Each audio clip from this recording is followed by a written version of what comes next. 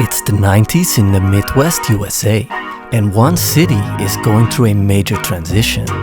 Naturally gritty, creative and loud, well on its way to a cultural renaissance, but still half industrial decay. It's the city of hip-hop and house culture, brewing vividly together, in the grip of Michael Jordan and the electric energy surrounding the Bulls. Every block and neighborhood its own flavor.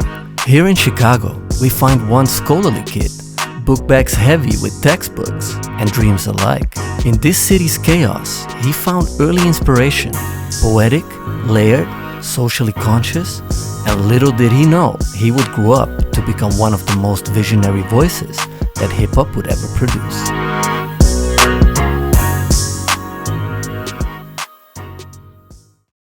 Lupe Fiasco was born Wazalu Chaco, growing up in a Muslim family of 9 siblings in West Chicago. His parents divorced when he was young, but he was raised in different households by both.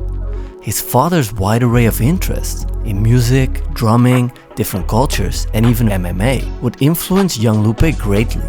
He recalled his father driving him around Chicago, exposing him to different neighborhoods and cultural influences. His mom described Lupe as a smart, complex, and a bit of a lonely kid, always with his books, always writing, and of course, always wearing those iconic glasses. At a young age, Lupe struggled with instruments, which pushed him towards poetry and writing. He had an early passion for lyrical rap, but was discouraged by the explicitness of 90s hip-hop. Then Nas released It Was Written, and everything changed. Inspired by Nas, Jay-Z, and other lyrical rappers of the time, Lupe embarked on his own journey. His stage name comes from his high school nickname, Lou, which became Lupe, and Fiasco was inspired by the Firm song, Firm Fiasco. Early on, he struggled with the content of his raps. I felt like a hypocrite. I was acting like this rapper who would never be judged, and I had to destroy that guy, because what Lupe Fiasco says on this microphone is going to come back to me. When the music cuts off, you have to go home and live with what you say. Eventually, he turned away from explicit rap, focusing on lyricism. He started uploading music online in the late 90s, releasing his first solo song, Could Have Been, which MTV picked up, even though it didn't have a video clip. This led to a deal with Arista Records, though he was shortly dropped after the CEO resigned. During this brief time, however, he met with Jay-Z, who called him a breath of fresh air and reminded him of a younger version of himself. It was Jay-Z who later helped Lupe get signed with Atlantic Records. Lupe released his first mixtape, Fahrenheit 1st and 15, and 1st and 15 would stick around, becoming the name of his own label. He gained exposure remixing Kanye West's Diamonds Are Forever into Conflict Diamonds, leading to a feature on Ye's Touch the Sky.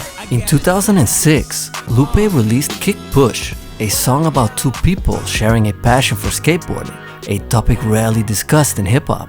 He recalled, "I'm not the greatest skateboarder, but I'm a damn good rapper, so I made a damn good skateboarding song." Kick Push was later nominated for 2 Grammys. Lupe started working on his debut album, Food and Liquor, with help from Jay-Z. The album released September 2006, and Lupe explained its peculiar title as follows. "The store is where everything is at. Food represents growth and progression. You eat food and you get strength. You need it to live." The album featured Kanye West, Mike Shinoda, Pharrell, Prolific, and other top-tier producers. Apart from Kick Push, numerous lyrical, conscious masterpieces dominated the album. On Hurt Me Soul, Lupe elaborates on his struggles with vulgarity and misogyny in hip-hop. Daydreaming, with the smooth accompanying vocals of Jill Scott, became a big hit too. And of course, a featured song with Jay-Z, Pressure, couldn't be missed here either. Food and Liquor earned 3 Grammy nominations and 1 Best Urban Alternative Performance for the single Daydreaming. GQ named Lupe Breakout Man of the Year 2006. He received 4 BET Hip Hop nominations, and his debut album reached number 8 on the Billboard Hot 100.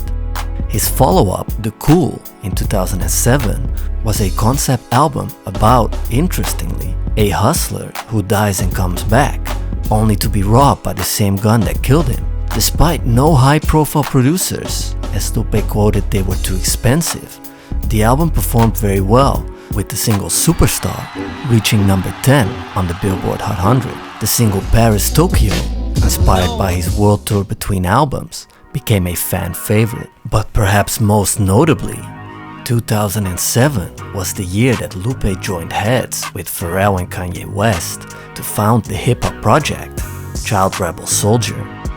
The collective released the single Us Placers late 2007 and then went on the road together in 2008 as part of Kanye's Glow in the Dark tour.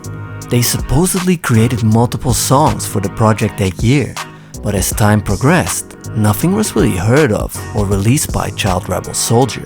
The trio's solo projects in the works at that time, those of West and Pharrell weighing particularly heavy, have been pointed at as a probable cause. Kanye's 2008 album, 808s and Heartbreak, was the interlude to a major shift in hip-hop towards autotune and a different sound for the genre altogether, a wave that Lupe would never really jump onto. Around the same time, Pharrell started to blow up as a producer and feature artist, and Lupe didn't manage to fit into that either.